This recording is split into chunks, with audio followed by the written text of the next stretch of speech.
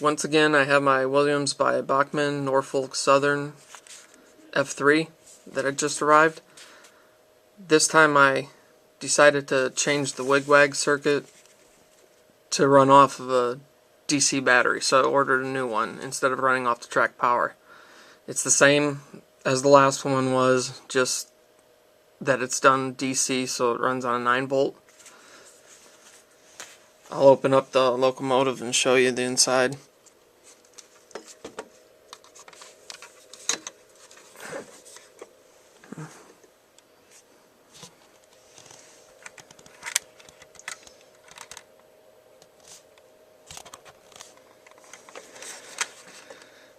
This right here is the circuit for the Wig-Wag.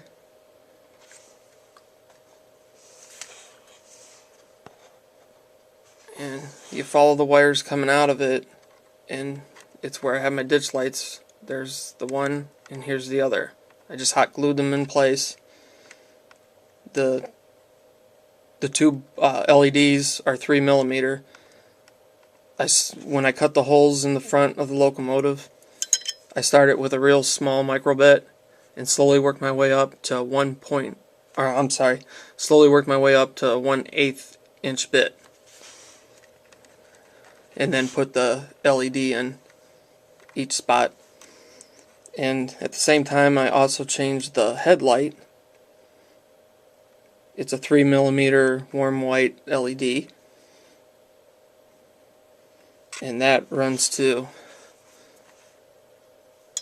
the center roller pickup and to the frame.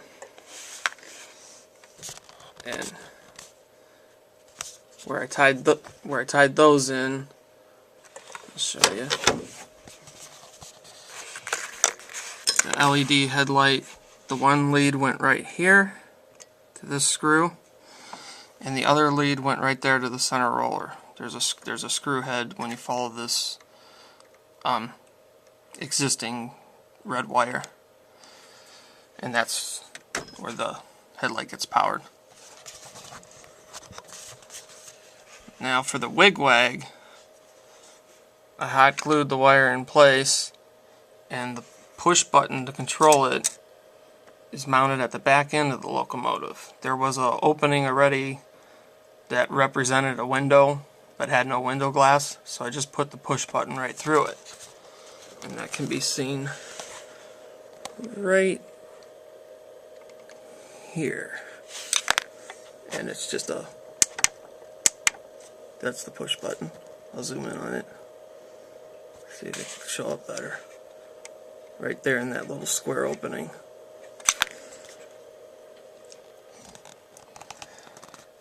And what powers the Wig-Wag is we follow the wires back from the Wig-Wag from here, and it goes to this 9-volt battery. I wrapped it in electrical tape, red electrical tape, and that's it. I'll set this back up and I'll show it in operation again.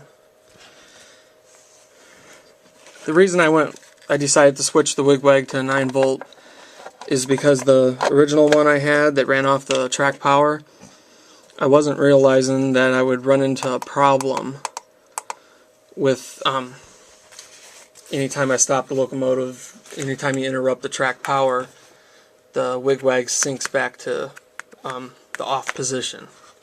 So that ain't gonna work for me. So let me turn the locomotive a little bit. I'll get some of these overhead lights off, show it a little bit better. Get rid of the extra lights.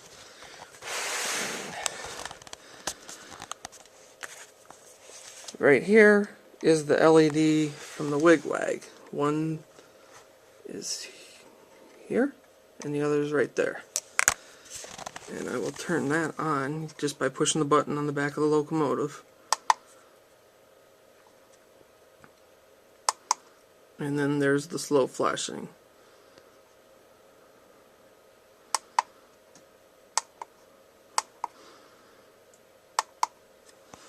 Now I'll apply some track power for the headlight. That's a 3mm LED. It's also warm white, like the Wig-Wag bulbs are warm white. I like the coloring of them. And I'll turn the Wig-Wag back on. The Wig-Wag circuit with the 2 LEDs on it is $16.99, and it's from Evan Designs. And it's a cheap way to add ditch lights to a conventional running locomotive, and it made me happy. I think it really adds to the locomotive. It looks nice. And you have the option of flashing the lights, which I like. Just wanted to let you guys know that I switched it to the 9-volt battery, and it works out a lot better for me. Thanks. For my Williams by Bachmann Norfolk Southern F3 ABBA, I decided to swap the shells on the 2A units. That way it was a lot easier to, I can run the powered unit in the rear of the ABBA and use the dummy up front. That way I could put in a Lionel cab interior a lot easier without any interference from the motor flywheel. If I open this up, this gray piece, that's the Lionel cab interior, and it's got an engineer, 2 figures in it. One of the other things I did to the unpowered unit, the one that has the dish lights, is I took out the numbers boards. I decided I wasn't going to illuminate them, so I decided to paint the back white. And those just popped out really easy from behind with a little bit of pressure with some rubber tip tweezers, and then they go back in real easy.